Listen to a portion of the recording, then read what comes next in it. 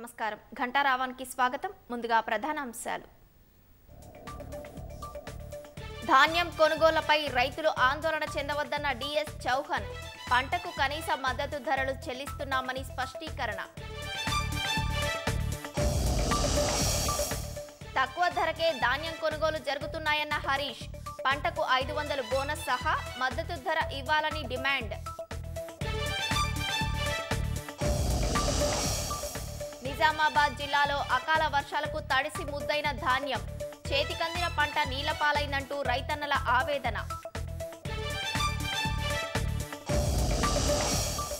కోల్కతాలోని జెస్సోర్ రోడ్లో భారీ అగ్ని ప్రమాదం.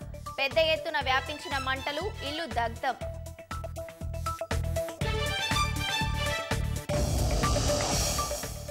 సిడ్నీలో దాడికి పాల్పడిన వ్యక్తిని మట్టుబెట్టిన పోలీసులు.